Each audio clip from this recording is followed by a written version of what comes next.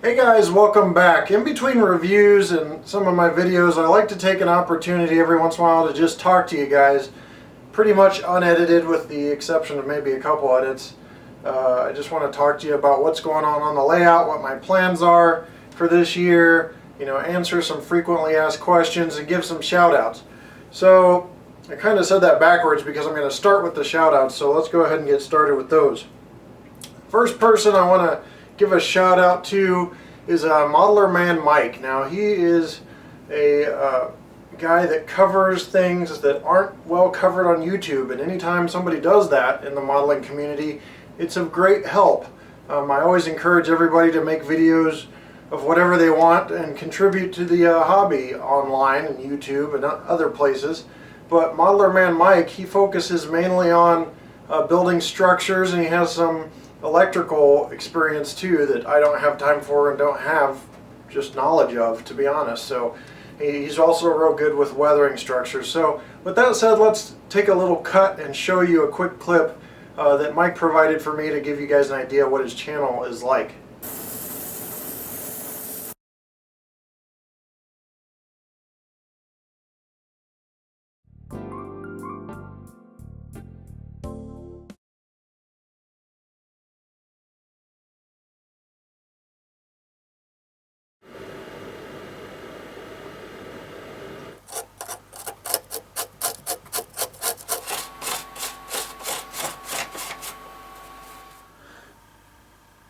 So that was a little clip of Modeler Man Mike. Be sure to check him out and subscribe to him. You saw the link in the little promo clip there. Really good guy. He will explain to you how to build the building kits and do some building weathering along with the electronic piece that's a lot of times missed on YouTube. And that brings me to my next point. Well, before I do that, I guess I should plug my other guy, which is DeBob's in-scale man cave. That guy actually works with me, and YouTube, with the subscribers really picking up and things like that, you get people in the strangest places who are like, hey, I know you from YouTube. I had it happen at a mall once, and then to have it happen at your own workplace is kind of weird. But yeah, I was at work, and come to find out a guy at work in my workplace, which is pretty large, watches the videos. So I want to plug him just because I work with him. And he's going to have some great videos. He's got kind of a dry humor, which is prevalent in the hobby and needed. The humor is needed in the hobby, dry or otherwise. But DeBob's in-scale man cave, and I'll put the link below to that. That's it for plugs. I'm not going to be plugging much of anything else today, but it does bring up another point that people ask, why don't I get into the electronics thing? Why don't I get into the weathering thing? Guys, it is all about time right now. I don't have the time I'd like to have to just come down here and spend hours. My time on the layout is either doing the videos for reviews or cleaning the layout or running it with my son, but that is about it. I've got a 40-hour work week job, which is by no means stressful or overboard. Most people have 40-hour work week jobs, but then you tack on to that coming home to 2 kids and a wife that want to spend time responding to people's emails. I get tons of emails a day. I mean, at one point it was approaching over 100 emails a day between my Facebook page, which by the way is facebook.com/HO Scale Product Reviews, the YouTube messaging system, which has been messed up, so I had to catch up on that because of the Google Plus debacle and some other stuff. So catching up on messages, responding to people as much as I can, things like that takes a lot of time. And then on top of all that, I'm going to Texas A&M online, but it's Texas A&M for my master's in business administration, because by the time I retire from the military here in about 7-8 years, maybe a little more depending on how things roll, I want to be completely prepared for the business world. And I've had a couple job offers, but we'll see what happens. You want to be fully equipped if possible. So I'm trying to get all that done, so I just don't have the time to do the things. And to be honest, that's not the only excuse. I also don't have the skill. You can't just do the weathering and expect masterful artistry of weathering. I can barely draw a stick figure, so it would take a lot of practice, running through a lot of cheaper rolling stock and stuff like that on practice. So I really haven't had time. The only thing I've ever weathered, period, is that turntable on the Norfolk Southern Heritage Fleet diorama, and that thing turned out okay. A couple people said it looked like I spilled my coffee in it, but it turned out okay. But I'm not by any means an artist either, so I'm not going to say that my only excuse is time, but it's just one of the major excuses. Same thing with electronics, not my strong point, and again, not much time to do it. So that's why I don't get into that. People want to know what's going on with the layout. Well, the layout is in a frozen state, and I'll tell you why. Within a year, actually we're getting to about 10 months, I will be moving. I'm not going to divulge where, because things can always change. But when I move, this layout is once again, most likely, I'm not going to make any guarantees, but it's most likely going to be completely toast. I'm going to start from scratch again. This will be my third start from scratch. The first time was the original garage layout in California, the second time was this layout, and this third time we'll be using a lot more reliable bench work, I'll just put it that way, because this bench work is kind of wavy for being flat. I have grades in a flat layout I shouldn't have. So we'll be doing a lot more reliable bench work, hopefully, again no guarantees, a lot more switching, something a little more exciting than a huge double oval with a large yard, you know, and one branch line going to a roundhouse.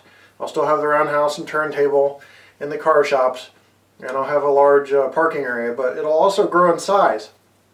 I'll be looking for homes a lot larger in basement size. We're talking anywhere from 1,000 to 2,000 square feet in the basement. Does that mean I'll use all that space for a layout? I don't know. Probably not the best idea since I'm still active duty military, can move and stuff. But it will be larger, it will be more elaborate, it will be more dependable, and hopefully the scenery will be kicked up a notch because I do have a little bit of time for scenery. So that's why nothing's going on with the layout. You know, people ask about the size, and it's mostly because I move a lot. Also, people want to know what else is going on this summer. Well, I've just been review after review after review, just pounding out the reviews. So we're going to take a break from that this summer, and I have a huge plan that will get us out of the basement and on the road. I do not want to go into details yet because there are still things in movement that are not determined yet, and I don't want to get anybody too excited about, oh, you said you were going to go to Miniature Wonderland and you ended up not doing it. Or something like that. That's not the case, but it's an example of why I don't want to tell you yet.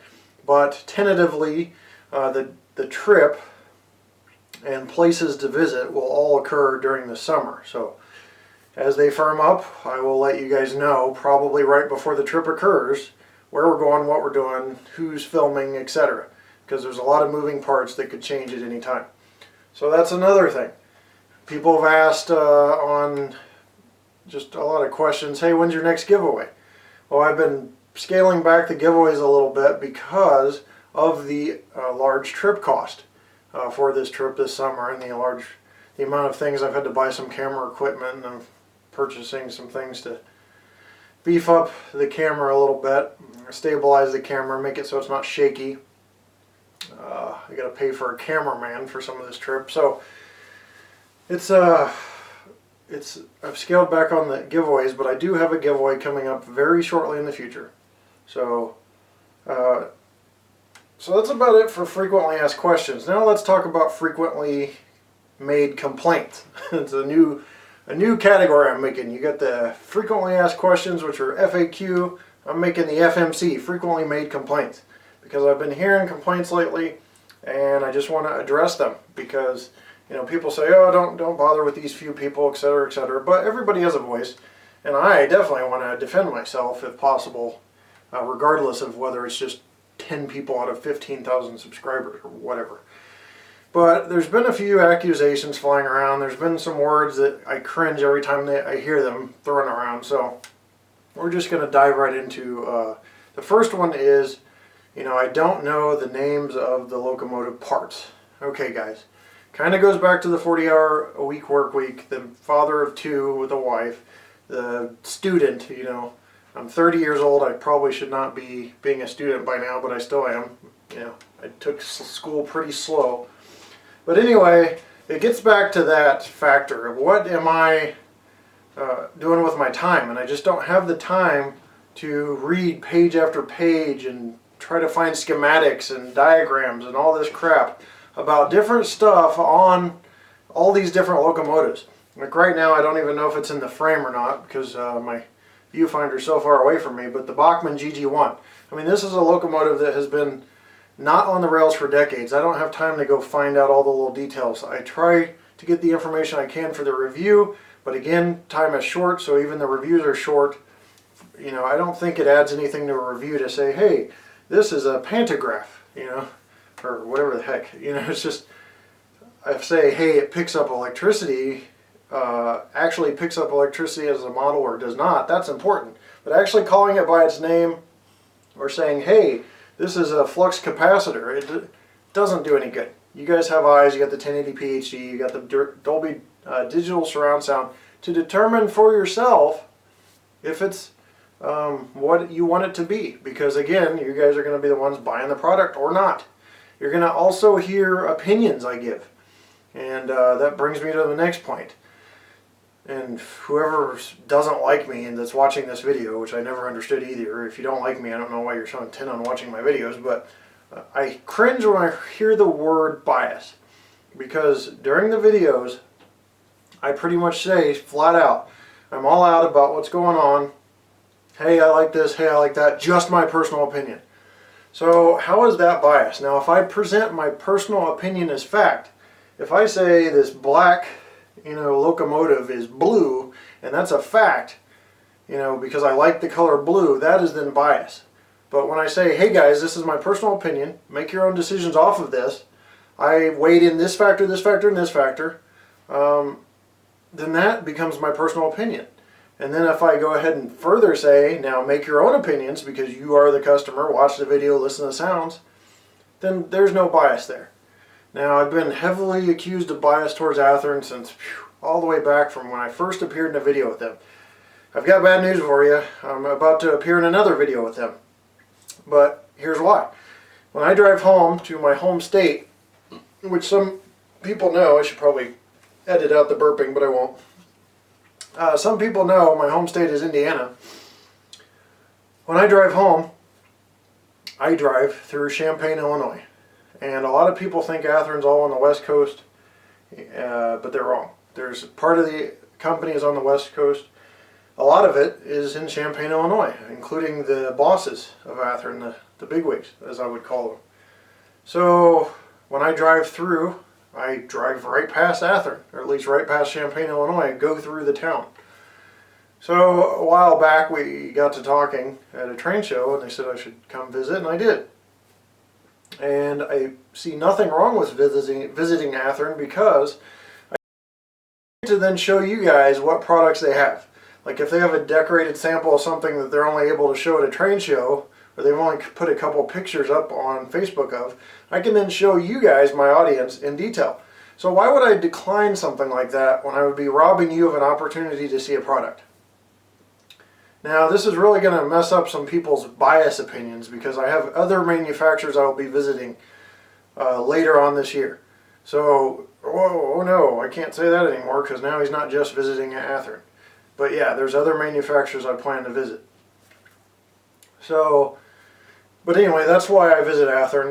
Again, it's only been one time, but we produced, I think, 4 or 5 videos out of it, but it's going to happen again. So if you see the video, you know, that's why. Okay. Now the other bias thing I want to address is, you know, I compared the Bachmann SD70 ACE to the Athearn SD70 ACE. You know, why didn't I compare it to the MTH2? Well, the MTH one was sent back for some defects on the model when I reviewed it, so I wasn't able to compare it direct to the Athearn. I mean, to the Bachmann. So all I had was Athearn. But even so, you know, everybody thinks now that I'm anti-Bachmann just as much as they think that I'm pro-Athearn. The fact is, I have no problem with Bachmann's product, the SD70 ACE or the ES44 AC. I actually had a conversation with Soundtracks about how I loved the sound of the ES44 AC and could I possibly get that into my ES44 ACs in Athearn. My problem with the Bachmann product was simply a matter of price. I thought the price, if you're going to compare the price with the sales of the ES44AC from Intermountain, which was around $199, the SD70ACE from Athearn and MTH was around $149 to $159, then yeah, if you have the choice between those, I would definitely go with Athearn and MTH. That's all I'm saying. Now, once the sales are gone, you've got about a $50 gap plus some, and then you might have more financial incentive to buy the Bachmann. Again, all personal opinion. You know, you do what you want. You know, I don't run your wallet. So it was just my personal opinion. Looking out for the people and their money, that it would be smart if you had the sales still going on to purchase those items at the same price, because then you get operating ditch lights, you get a heavier weight in the MTH, you get more detail on the Athearn. You know, it just seemed like a better deal to me. The limited decoders functions are not there anymore, so you don't have the limitations. You have startup sounds and shutdown sounds and a world of different features for the same price. That's all I was saying. And again, I said it was my personal opinion. So that bias word makes me cringe a little bit. It gets on my nerves, because most of the time when it's presented to me in a comment or an email, it's with complete ignorance. Complete ignorance. You know, they don't stop to think for a minute of what they're saying. They just want to throw it out there. I had the Bachmann SD70ACE video up for 10 minutes. The video was well over 10 minutes, and I had a comment within the first couple minutes that, or within the first 10 minutes, that I was biased. I'm like, they didn't watch the whole video, and they're calling me biased. What is going on here? So yeah, it is a little bit of a sore point. So if the haters want to do that, whatever, they know it's they know how to tap into my nerve now. But you know, I'm going to defend myself both on comments, and I may embarrass you in your responses, because you need to know where I'm coming from. First of all, everybody has their own motives, and nobody knows my motives but me. So if you get it wrong, I'm going to come after you, especially if it's with malice, you know, with malicious intent to sit there and call me something I'm not, you know. Anyway, that's about it on that subject. I'm trying to think of other questions, other comments. You know, I guess there's a couple issues that came up with products that were donated for free, guys. Basically, it's just a big circle of life with this channel. Any income that comes in this channel at all, regardless of the means, gets turned around to produce more and more content on the channel.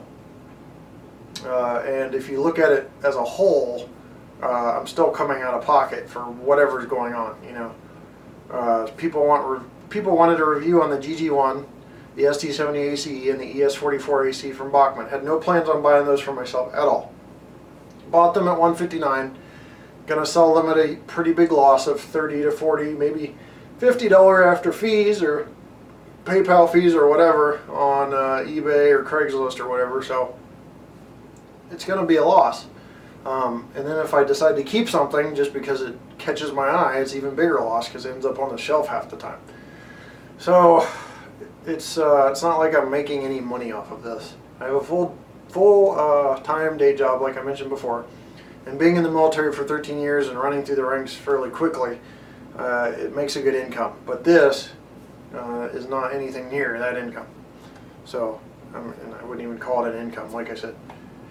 So whatever gets donated free on the rare occasion and things like that, it just it doesn't really do any good for my personal financial situation. My wife would tend to tell you that there's more money down here in this basement than there is in our garage, and our garage has 2 pretty new cars in it. So, and that's just stuff that I had purchased that I've kept at regular dealer discounts. So the hobby costs money, is basically what I'm saying. So what else can we talk about real quick? The ESU ecosystem is going to have a lot more reviews on it in the future, different talk about different functions, things like that. As I dig more into that system, it's pretty in-depth.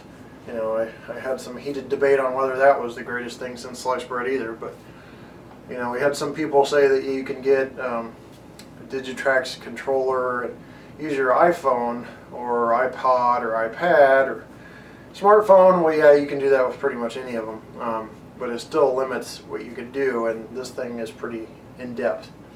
Fire Up 611. 611's confirmed to come back. I hope to have coverage of that maybe this year maybe even on the excursion trip next year, or one of them, because I was a donor to that cause, so I might get excursion ticket access. I still have to, buy them or whatever, but may or may not, and I may or may not take advantage of that if I do get it, because it just depends on what's going on in the world and what's going on in my world at the time. So we've covered pretty much what's going on in between of everything. I think I've covered everything, so I know I've been heavy on the reviews lately. Just hang in there. We've got some different content for you. I hope one day I can get to weathering.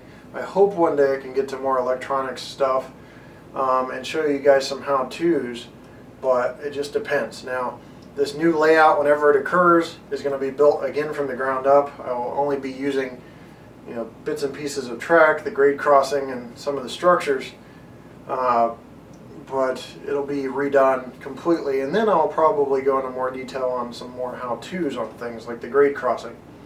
Now that I've had a couple passes at this grade crossing, I think my third attempt on this new layout will be pretty good, I hope. So that pretty much wraps it up, guys. So thanks for watching, guys. We will see you next time right here on my channel, and be sure to check out those guys I plugged. They're great guys, and take care. Thanks for watching.